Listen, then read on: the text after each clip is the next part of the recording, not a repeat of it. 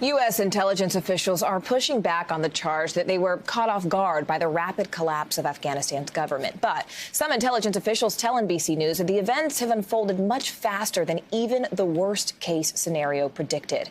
NBC News national security correspondent Ken Dilanian joins us now. Ken, thanks for being here. And first off, there's this huge disparity between when the intelligence community thought the Taliban actually could take over and when it did. So how could officials have missed this? How did it happen? How did we get here?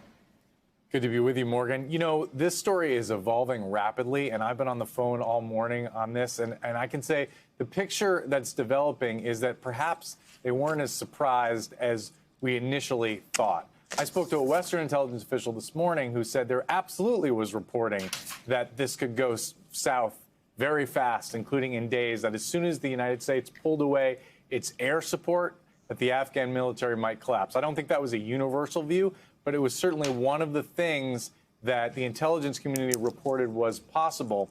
And I spoke to another official who was on the consuming side of that intelligence who said, look, we planned for a number of contingencies, including this one.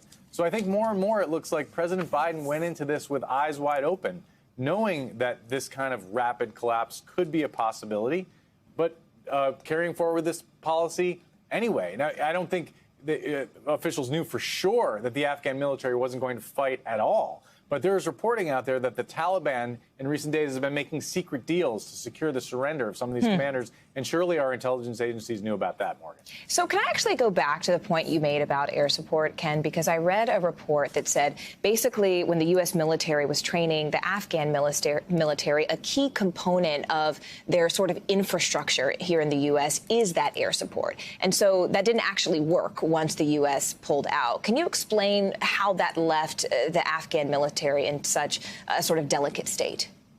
Morgan, that's a really great point that you're making. What I'm hearing from a lot of different sources is that we tried to build an American-style, a Western-style military in Afghanistan in a culture that just could not adopt our way of doing things. And that included, you know, complex air support and all the kind of layers of command.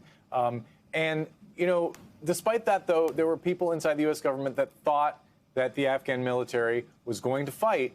Let's take a listen, for example, to National Security Advisor Jake Sullivan and what he had to say about that.